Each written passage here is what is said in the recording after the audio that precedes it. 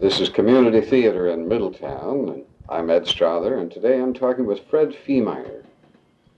The two of us are seated on his screened-in porch at the back of his house at 3221 West Ivy. The date is July 18th, 1985, and it is now about 1:23 in the afternoon. Fred and I have already talked for about a half hour, and he's already told me more than I ever knew about him. I hope we can get most of that information on tape. Fred, let's try to crank up with the question. When did you have your first theater job here in Middletown, USA? Well, when I first started, I was 15 years old at the Vaudeville Theater. Where was that located? That was located on South Walnut Street. It was in 300 block. Okay. And it was about 2 doors north of Charles Street on the west side of the street. On the west side. What is there now? Do you recall? Vacant lot. It's Muncie Federal parking lot. Okay. Well, things do change. And then they moved the theater from there up to next to Banner Whitehill. Right. In the meantime, Stillman's was built in between, and they moved on the other side of Stillman's, next to Banner Whitehill. Yes. Was it still called the Vaudeville? Vaudeville Theater. T.C. Lacey owned it. All right. Now, this was when you were 15. Well, surely you became 16 during the year. Oh, yes. And what did you do at that age? Helped rewind the reels and made effects. That was when they had illustrated songs. All right. A girl used to, in between shows, I'd go down and there was a piano player, and she'd get up on the stage and on the apron there and sing a song with the piano accompanist. Right. But the words were projected on the screen. Yeah. It wasn't quite like Follow the Bouncing Ball, was No, I got some slides in there. I'll show you after a while. it? All right. Okay. Do you recall a second job? Second job I had was at the Orpheum Theater. Now, give us that location. It was on Main Street, where the Uptown is now. Right. It was originally called the Orpheum. Yeah. Now, is that the Uptown Cigar Store? Or No. what is the Uptown? Uptown was the theater. All right. But you said where the Uptown is now. Well, where the Uptown was the Orpheum. All right. See, Okay. originally that was the Orpheum Theater. Now, it was on Main Street. What location on Main? Well, that was 200 block on East Main. All right. And I'm trying to place it. Well, that's where Merchants National is, right? No, now you're down by the Civic Theater. Yeah. There. This is up 1 block. I see. Right Was it on the north or south side of the street? north. All right. Okay. So it's in the K.J. Brown I lot. think there's a furniture store in there now. All right. Okay. But that used to be a theater. Used to be a theater, and then right across the street was the Royal Theater. I went to work for Fred Olin then. And I worked several years for Fred. Fred, you have shown me this little card that says, Honorary Lifetime Member. By order of the International Convention, this card is gratefully bestowed upon the bearer, who shall be exempt from the payment of dues to the International for life. And then it's signed by the International Alliance of Theatrical Stage Employees and Moving Picture Operators, AFL-CIO-CLC. When did you become a member of this union? November 1900. Right. Now, you started work in 1919. The following year, the there was a union wasn't organized until 5 years before that. All right. in 14. Okay. Well, you got in pretty early. And here locally, you were the business manager, or is that what you call them? Yeah, business agent. Business agent. Does that mean that you negotiated with all the owners? Yeah. And you had to represent all and of they had those? to place them in. Yeah. All right. Okay. It's been a long time ago. Tell me, well, this is a silly question, but I'll ask it anyway.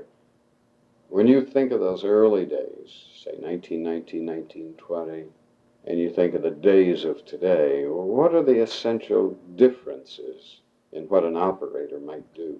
Well, there's so much difference in the works of the theater today than it was in them days.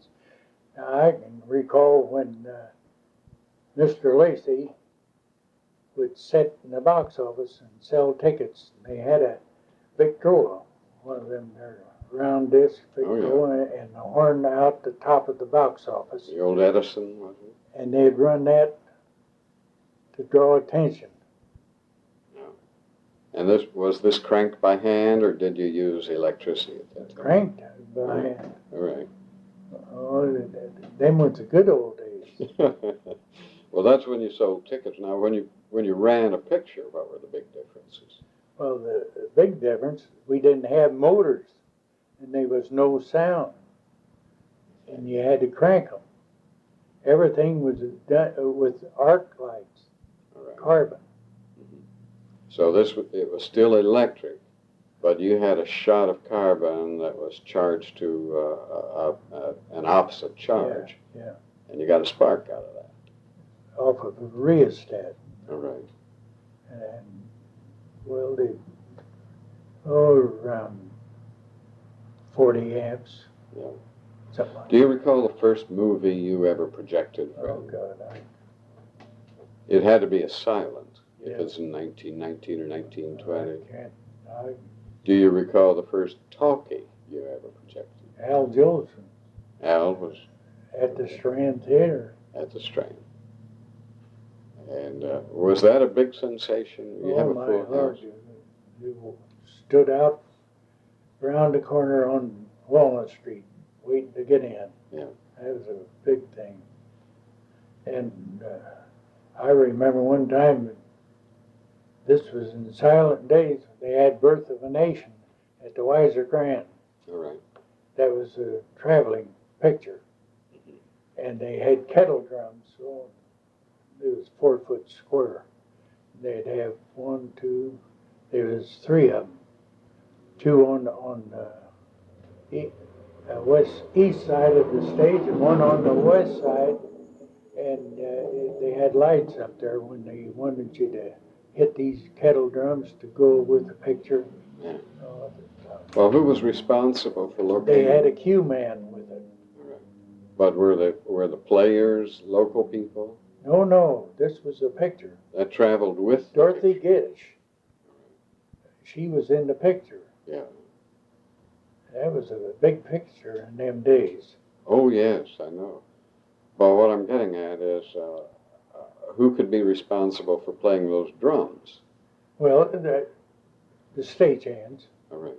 But there was a man on each drums. Were they trained musicians or? No, this just like a producer. Yeah. He'd stand there and he'd have a script in front of him, see? Yeah. And he could tell this where the picture was at, and give you a cue, and then he'd give you another cue, and you hit the drum. Okay. So it's just a matter of a beat. Yeah. But you didn't have to beat out a rhythm or like a rock band or anything no. like that. Okay. I didn't know that. Yeah. And they carried their own projection booth. That was before the Weiser ever had pictures. Mm-hmm. They had a steel projection booth set up there in the balcony. So this was a movie that really traveled with some live operators. Yeah. They went from movie house to movie house. Yeah. Did you ever do anything of this sort? Not in the movies, no. All right. I worked on the stage. That's all I ever done. What stage was that? What stage show? with L.G. Fields, Smithville. And then Let's get that name again. L.G. Fields. Okay. He was out of Columbus, Ohio. Yeah. Tell us about that. What did you do? I was an electrician with it, and we used to go from town to town, printed every place. Well, I joined them in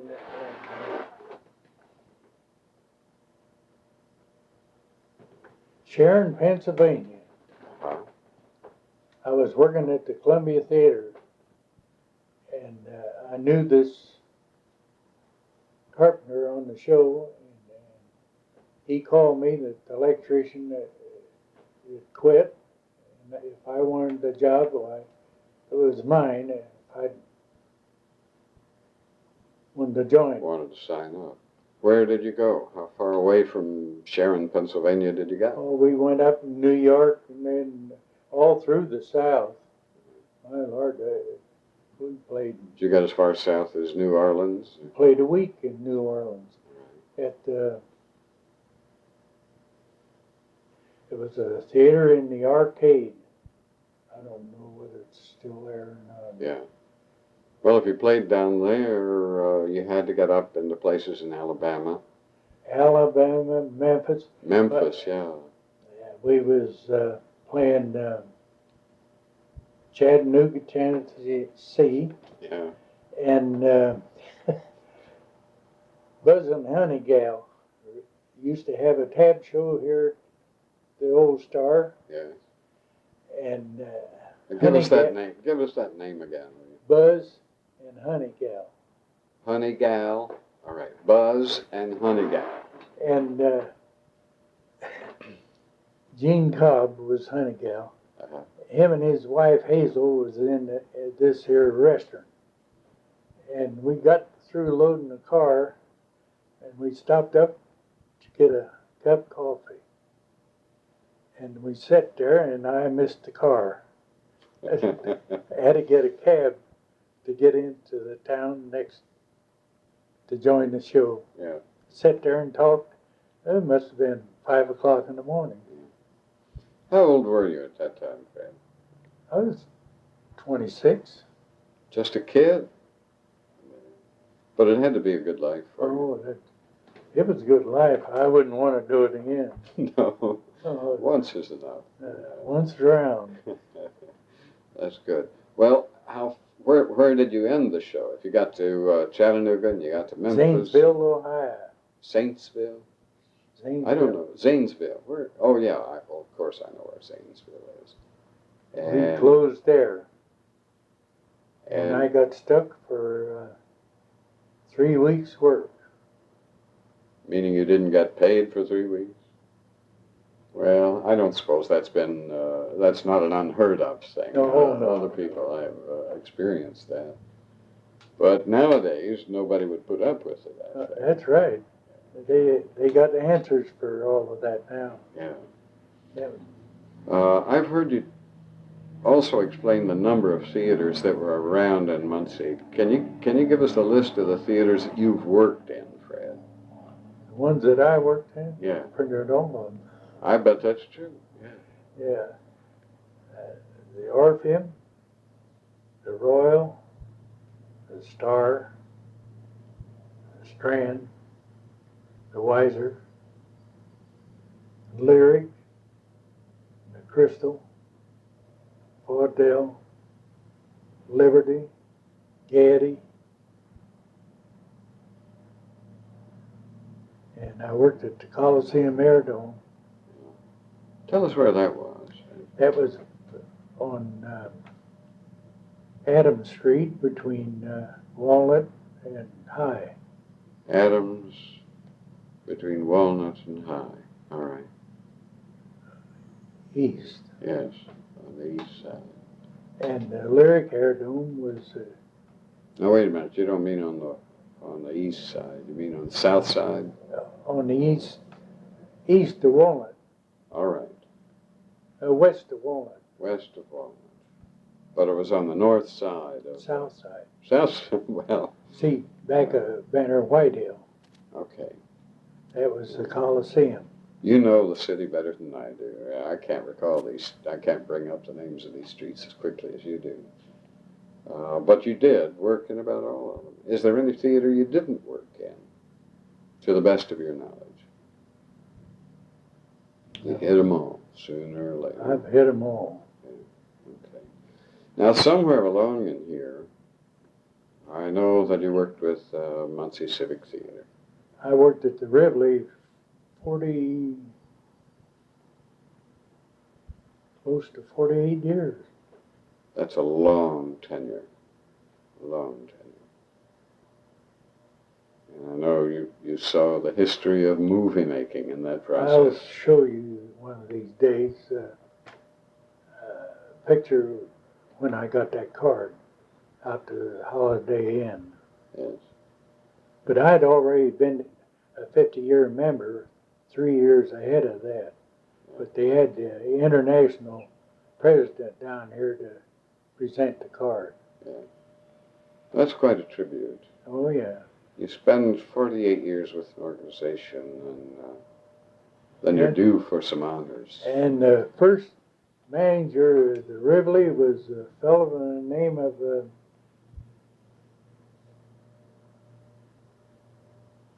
Sather. He was out of Chicago. And Fitzpatrick and McElroy leased the theater. When was that Rivoli built? Rivoli wasn't always a movie 27. house. It opened in 27, Easter Sunday. Was it strictly a movie house? Yeah, that's all it ever was. And then we went into vaudeville. Yeah. Well, I know they had a big organ in the Rivoli. Yeah. That's out of the theater now. Yes. I think somebody in Anderson bought it or something. We had 5 acts of vaudeville in there.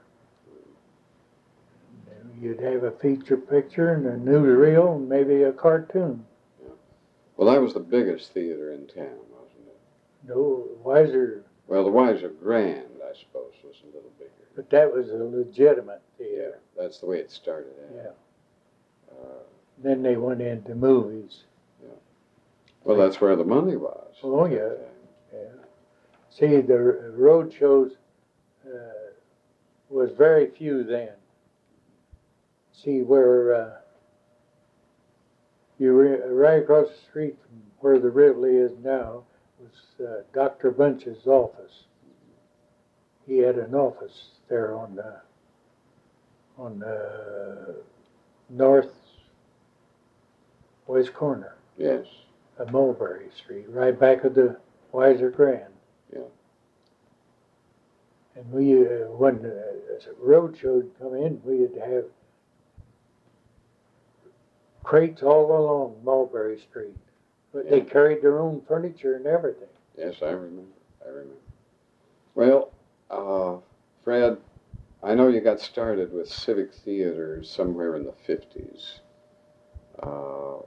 Tell us very briefly what it is that you did with Muncie Civic. Well, I built the scenery, covered the flats, brought them up from the warehouse.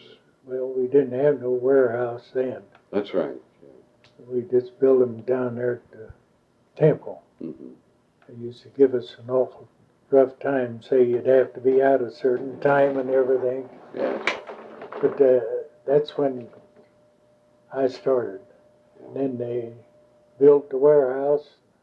We'd do all the work out there and then bring it up. And a fellow by the name of Red Wine used to haul the scenery. Yes. I think he had a moving van or something, I don't know.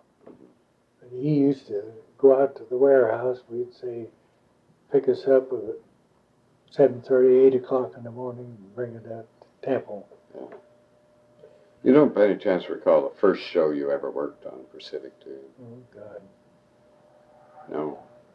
I can remember one of the early ones. One of the early ones that I remember was Mad Woman of Chaillot. I think you worked on that. And I remember that because I directed it.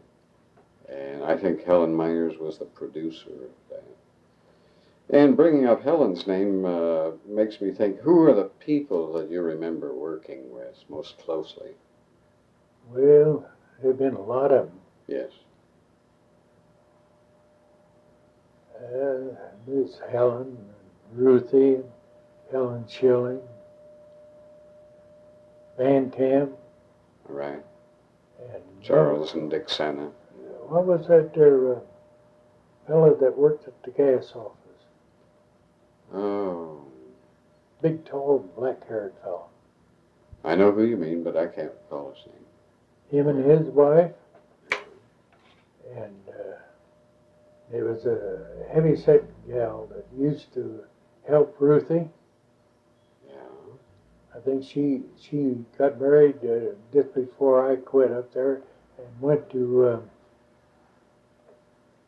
lived in Kokomo. Yeah. I couldn't help you, Fred. Really don't. When you think of working with Civic Theater, is there any particular memorable experience you have with Civic? Yes, I can tell you. One time we had to go up to Kitzelman's down on Council Street. We used to store scenery up there. It was on the second floor, and the only way to get it out was through a window. And you let it down.